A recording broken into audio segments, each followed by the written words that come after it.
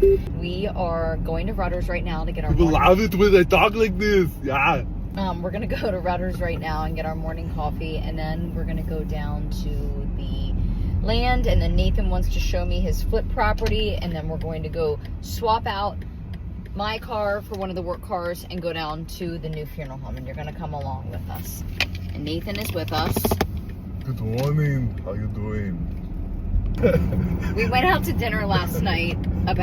It was about a 40-minute drive, and I just said, that was a really long drive back from dinner last night, and Nate started to laugh, and he goes, was it really, passenger princess? I always think it's comical when she makes comments like that. She's And like, don't oh, worry, that's not, my seatbelt is on. That drive wasn't that bad. Oh. It was a long drive. I mean, I didn't drive, but it was a long drive. All right, we got our All fueled up. Rutter's coffee. I'm a little bummed out because my boyfriend wasn't there this morning. He doesn't work on Sundays. I have a boyfriend at Rutter's. At least that's what I call him. He's very nice and very friendly. And the people at Rutter's are awesome. They are super excited about the new funeral home. We get a lot of questions from them, and there's 2 people that have said, hey, we want to come visit when your building is up and running. And I said, yeah, I'll give you a behind-the-scenes tour. We got a question, and Nathan is going to answer this while he's driving. People want to know if Nathan is ever going to get his funeral director's license. Honey? Nope. Why? That's why I have you. Okay. And that, there's your answer. That's why he's not ever going to go to mortuary school, because he has me.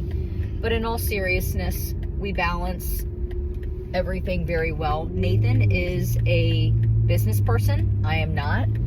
And that's just his thing. And a lot of funeral homes lack that. They don't have that person running the business that has a business mindset. So, very grateful for Nathan. He's a brainiac. He listens to a lot of podcasts. He's a numbers guy. He gets into that. I do not. I like to educate myself. Right. Nathan will show me our P&Ls, and I'll say, do we have enough money for a pink embalming machine? And that's She looks like gibberish to her.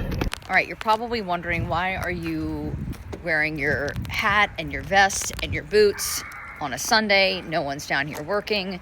It's because OSHA sometimes likes to creep and watch on Facebook, and so we have to make sure that we are always wearing our proper PPE down here. This is, I guess it's an active construction site, even though no one is here right now, so that's why we're wearing what we're wearing.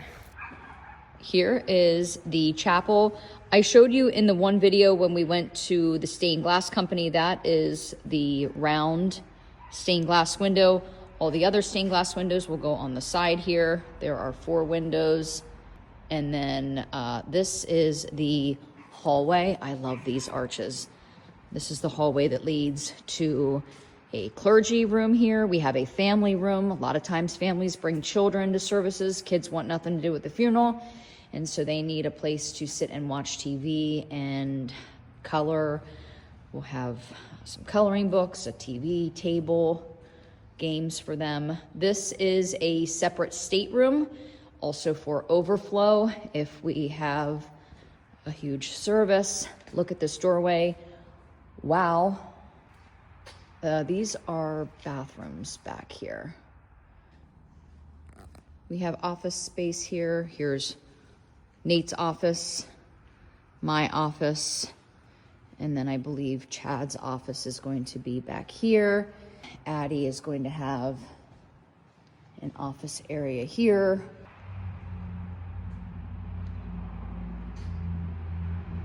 Main entrance. We have a really nice mosaic tile that's going there, and then we'll have a fireplace here.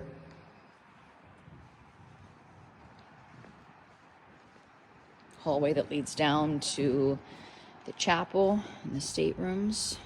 And this is our prep room. This is absolutely gigantic.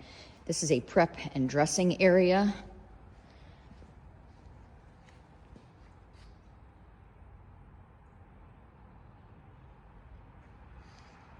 And of course we have our garages. Sorry, it's really sunny. Looks good. This is the clergy room. This is a room where a pastor can come in, sit down, go over the service, maybe even briefly meet with the family to discuss any last minute details before the service starts. This is where they can change and just have time before the services. And then this room here obviously connects over to our chapel, which is right here. So these 3 mounts are for the TVs that will be here in the chapel. We also have 2 at the front of the chapel that will play videos and tributes for families during services. So we have 1 TV, 2, 3, 4, 5. And the ones up here are going to be what size? Gigantic. Big, I don't know exactly. Yeah. Yeah, they'll be large screens. These will probably be, I don't know, 50, 60 inch TVs probably, something like that. And if you look at these doorways here, obviously we're not taking a casket in here, but this doorway back here is an extra wide doorway. And then this doorway here, we can bring a casket in. And then that back door is also an extra wide doorway as well.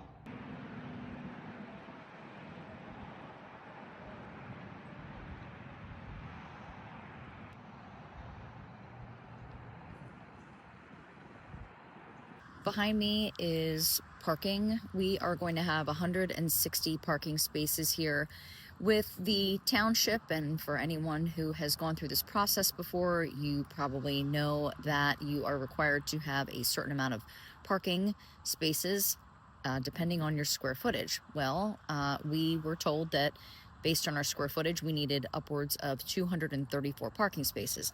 We don't need 234 parking spaces, and not only that, think about this. This building here behind me, the general public isn't going to have access to all of those areas. So we ended up getting a variance from the township and explained that, hey, yeah, it's going to be 13,700 square feet, but the general public might only have access to 9,000 square feet. I don't know what the number was, but we now only need to have 160 parking spaces. So to be exact, 166 parking spaces will greet you when you drive in to 3070 Cape Horn Road.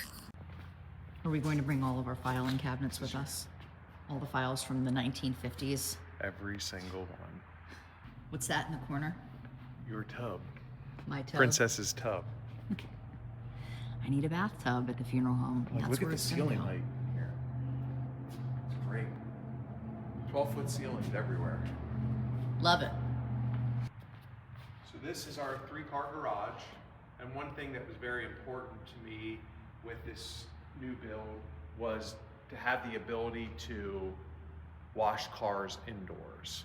As you know, we're here in the Northeast, cold winters, can't wash cars outside, and summers, we never had the ability to wash in any covered space. So black vehicles, you wash them, rinse them off. By the time you're getting to dry them, they're already dried, spots, everything else. So we wanted to be able to wash all of our vehicles year round in this wash bay. So we will have pressure washer, vacuums, air compressors, all of that stuff that they need to be able to wash the vehicles.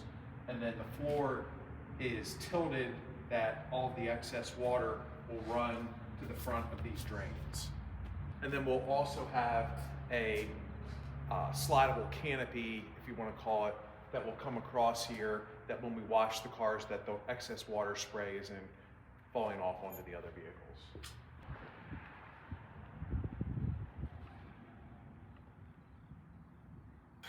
Oops. Nate's still wearing his vest. I like it. We are now going to look at one of Nathan's flip properties. Maybe he thinks OSHA is coming here too because he's still wearing his vest. This is definitely a husband and wife day. We don't get these often, but we're embracing it together. What happened there? Well, that's what happens when you don't have roofing shingles, because the roof blew off. Wait, they literally did not have shingles? there was large portions of the roof where the shingles blew off. Yes, that was water's been leaking in for a while. Oh, wow! Check out that island. Looks pretty sturdy to me. I don't know that you need to replace it. And what? Oh my gosh! What's on the floor? My feet are sticking. That's an interesting stove. Oh my gosh! Look at this. This is awful. This is really bad.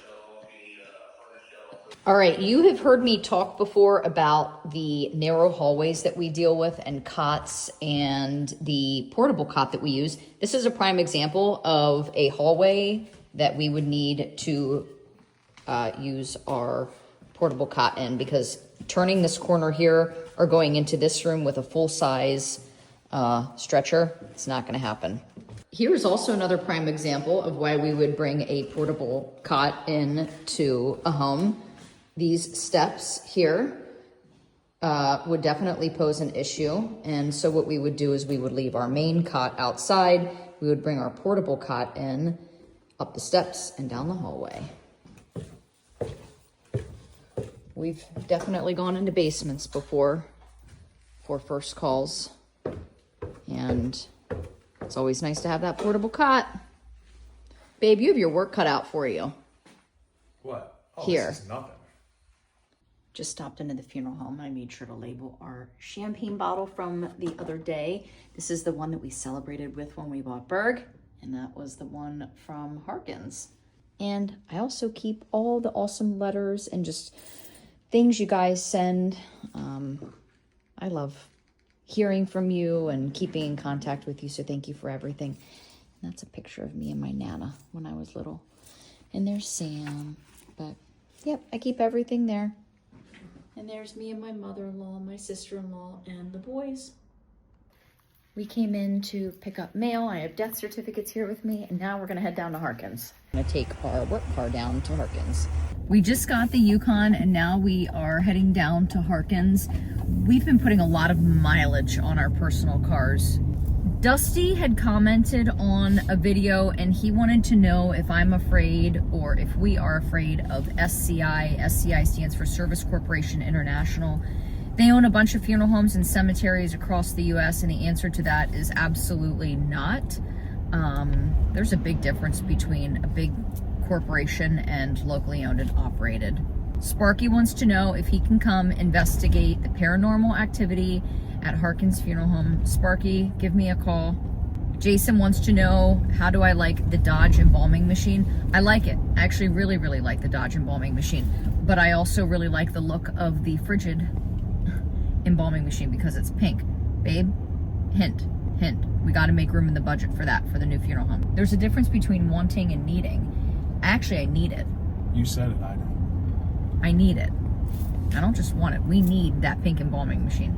Everyone is commenting on the video from yesterday about the light at Harkins. Could it be an electrical issue? Absolutely. That building has been around for a very long time, but I would like to believe it is maybe someone visiting. And I was specifically told by the previous owner the other night, we were texting back and forth, because I had asked about one particular desk, and I said, is it an antique? Is it worth anything? I don't want it. We need to get rid of it.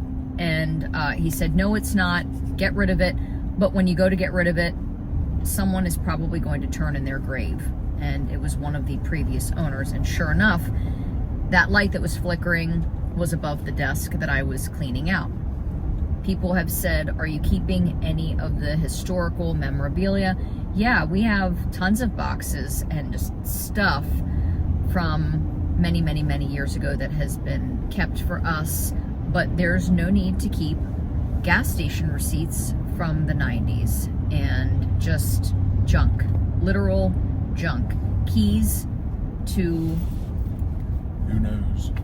Yeah, who knows? We do not have refrigeration down there at Harkins. There is a separate area that is a selection room. We actually did a video on that on our subscription channel the other day, and people seem to really enjoy that. So check that out if you want. But there was a separate area where they had caskets, and when they they, meaning the previous owners, knew they were going to sell the business. They started selling those caskets in the selection room. So there's only a few caskets left, but we ideally would like to turn that into refrigeration and maybe even more garage space. You're probably wondering, if you don't have refrigeration, then what are you doing for the individuals that need to be refrigerated? They are coming up to our Red Lion location. And during the transition, I was very transparent with families, letting them know that, hey, Harkins doesn't have refrigeration. We do. Your loved one is going to come up and stay with us at our Red Lion facility, and people were okay with that. Refrigeration is not required in Pennsylvania. It's not mandated that we have refrigeration. It should be, because some of these doctors take forever to get death certificates signed, and you can't move forward with cremation until you have a death certificate signed, because then you got to send that to the coroner. They need to sign off on everything, but sometimes the doctors are our holdup. So it isn't required to have refrigeration, but it is required indirectly. Yeah. In other words. Yeah. Government. Anyway, Shelly commented on the video where we showed the Harkins prep room, and she says it's newer, but very small. Shelly, that prep room definitely is not new. The table, the stainless steel table that you see, that is going to be a newer piece of equipment, but that prep room definitely could use some updating. And yes, it is really, really, really small. We are planning to get in there and update. Nate has the roofer lined up next week. Tell him, honey. Tell him what we're going to do. I don't know what we're all going to do yet, but we're getting estimates for a lot of stuff. We're getting a new roof. We're going to get some... I don't know that exactly yet. Don't say that. I mean, we need a new roof. We don't want a new roof. We need a new roof. We don't know that yet. Okay, we're going to have someone come take a look at the roof. We're having a lot of things evaluated to see what we need to prioritize and what we don't at this point. You know what we do need to prioritize? Getting rid of the red carpet upstairs. Was it a requirement in the 1900s to have red carpet in a funeral home? Must have been. We need to carpet and paint upstairs. And upstairs, where we need to renovate, Nathan was asking me, do we want LVP or do we want carpet? And if you think about it, with us being upstairs walking around, we need carpet, because the chapel and where we have our viewings and services is downstairs, and we can't have it loud upstairs while we're having services downstairs. Stephen had also commented on the video where we're talking about the Harkins prep room, and he says, a friend of mine in Milwaukee owned a funeral home. His prep room was half that size. I can believe it, because I've seen prep rooms smaller than the one at Harkins. And he says, I do know that when he was embalming, the door remained open. If I'm ever at the funeral home alone, sometimes I'll keep the door open and prop it open a little bit. Obviously, all the exterior doors of the building remain locked. That way no one can just walk in and see what's going on. But every now and then you need to open the door and get some fresh air, because those chemicals are strong. We're in older buildings at both Berg and down here at Harkins, and so obviously the ventilation isn't always the best. And no, Harkins does not have a crematory. I've been asked that as well. Cheryl had commented, Catherine, I have a question. Do you still take bodies to the homes if people want to have a viewing there and then take them out for service later? I've never had a home funeral. I've had a backyard funeral, but not a home funeral. And you have to consider logistics. Are you able to get a casket in the home? Remember, doorways. I just showed you the door frames at the new funeral home that we're building, and you have to take a lot into consideration when you're taking a casket to someone's home. That's probably why a lot of people don't have services in their homes, because you're looking at smaller door frames and steps. Jennifer wants to know, does your funeral home pick up for the county? We do not. Albert commented on a video, and this is where I'm talking about people not lining up at the door with applications to get into funeral service. And that's true. It's really tough to find good, trustworthy individuals in this field. I do think it should be a requirement that students work simultaneously in a funeral home while going to mortuary school. It absolutely should be a requirement, no exceptions. because a lot of students are getting into this work after they get out of school, and they don't realize that the phone does ring at 3 o'clock in the morning. You do need to get out of bed at 3 o'clock in the morning, go pick someone up, embalm them, and then show up for your funeral service the next day. They're giving them realistic expectations of what it's truly like. No, not at all. Not at all.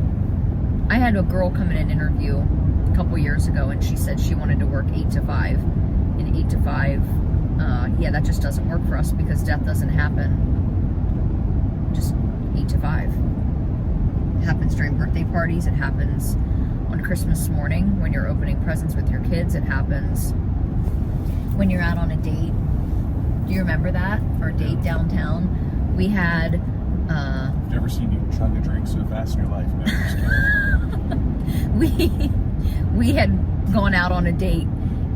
This was almost 5 years ago, and this is back when I was on call all the time. And we sat down and ordered drinks, and I got a death call. I don't even think the drinks came yet. No, we canceled the order. Yeah. We said to the server, we gotta go. And I went and had to pick that individual up and embalm them. And I actually have become very close with the next of kin. They've become a very close friend of ours, and about a year later, one of their other family members died, so I had the opportunity to care for both of their family members. But when we got the death call that night, Nate and I were sitting, obviously, at the restaurant, and of course I called the next of kin to let them know. I said, my husband and I just sat down. I need to run back to the funeral home and grab the first call vehicle, and I'll head over to pick up your mom. And he said, no, don't worry about it. Just finish your dinner, enjoy your night, and you go get her when you're done. And I said, no, your mom comes first. And so we picked up, left, and never got our date night in. We did get a date night last night, though. That was really nice. Yeah, me too. And then we came home and we watched the Katrina. Come Hell and High Water on Netflix. That was good. That was really heartbreaking to watch. Yeah, I never realized it was that bad. Yeah. Ooh, Popo. Slow down, babe. No, I didn't know if he was pulling out in front of me or not. Albert, okay, I feel like I just got off track, but Albert says, having just completed mortuary school, a 30-year goal that I finally accomplished after having been affiliated with one of 2 funeral homes for 20 of those years, I have to agree that there is a need for professionals in our field. However, after meeting many of the people I attended online school with, and some of the embalming and transport service employees that I had to complete clinicals with, many of those people are far from professional. I need to take my glasses off for this one because I show my thoughts on my face sometimes. Many of the people entering the funeral service do so for the wrong reasons, many just to be creepy and weird. The white foundation and black lipstick wearing crowd gives us a bad name, and they discredit the profession. I'm proud to be associated with the funeral home I'm with now, and I'm glad to say that the previous group I worked with didn't go around with any of that nonsense either. I might get some pushback on this, but this is where I have to agree with this one. I'm just going to say that. I agree with this.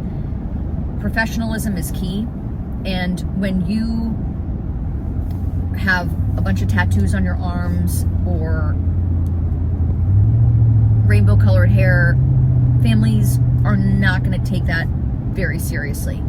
Families also want to focus on what needs to be focused on, and that is planning a funeral service. And I do believe that sometimes these can be distractions to families. And at our funeral home, we have people that have tattoos. They understand, though, that those need to be covered when they're meeting with families or during funeral services. Now, when we're not meeting with families or not having funeral services, let them fly. Let your real, true self show. Whatever it is, that's okay. But when we have funeral services and we're going out on calls and meeting with families, we have a very high standard at our funeral home, and that's just how it is.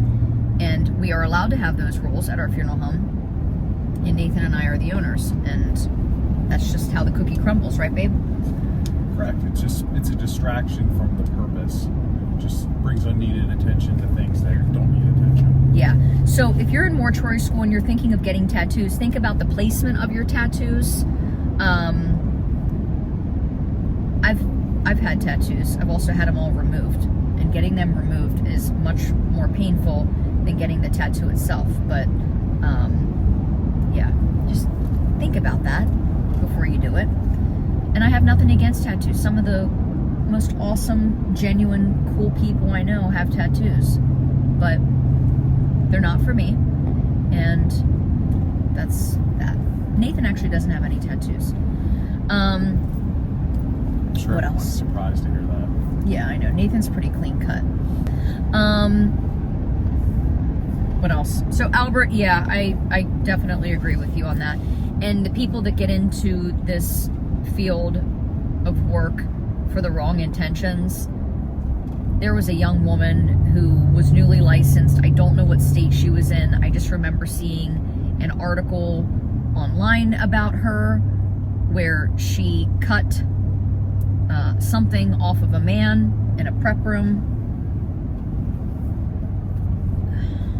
Something that a woman doesn't have, maybe? Yes. Yeah. What a weirdo. Why would you do that? And that's exactly what I mean when I say there's bad apples in every bunch. And unfortunately, though, we all get lumped in together when someone like that does something. But this person clearly has no business being a funeral director or being a trusted advisor for a family. Okay, we came down here to the Delta family restaurant. Nate has his eggs. I got some steak, hash browns, over easy. All right, we just finished our breakfast at the Delta family restaurant. It was good. Steak was great. Delta is a tiny little town. They have the one diner here that we just went to. There is one pizza place right across the street from the funeral home, and that's it as far as restaurants really in town.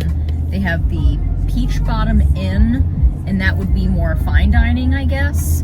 A couple gas stations, but it is a very tiny, quiet little town. All right, we are turning on the main street, so we're officially here in Delta.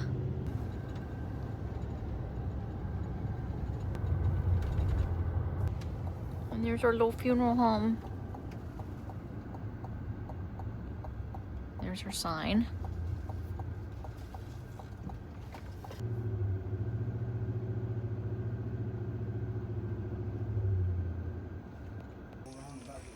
Clean out.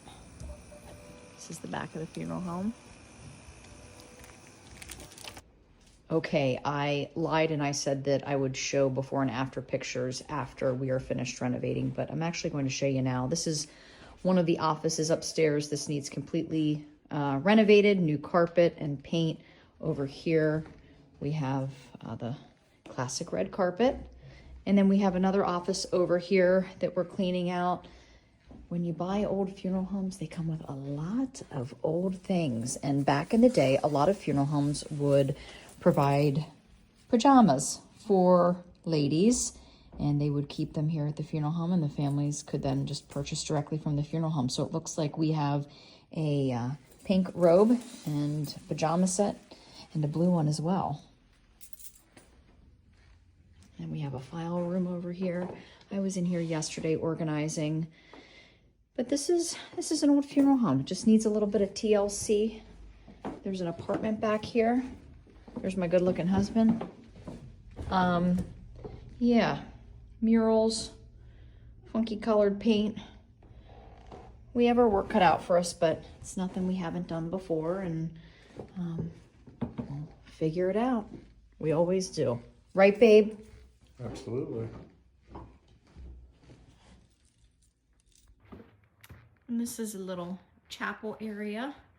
And then we have some doors over here. I'm going out to replace our American flag. We had one of the ladies in the community come and help us with some plants over the last few days.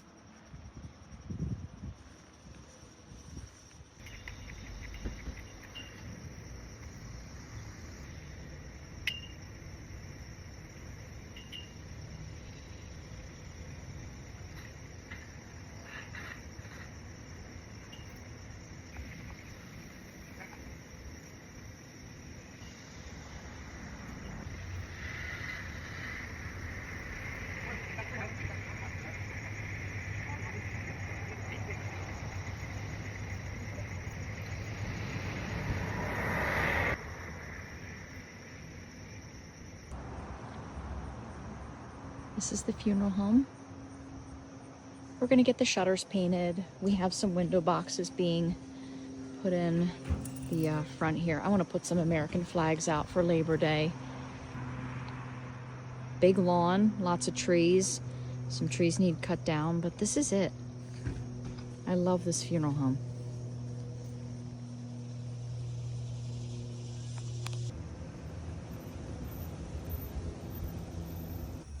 You have all the pretty window boxes out here. Back entrance. We also needed new trash cans, so we're putting these together quick before we go. This is my specialty.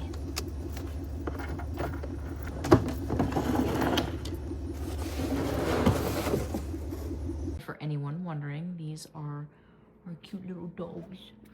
Say hi, Petey. This is Petey.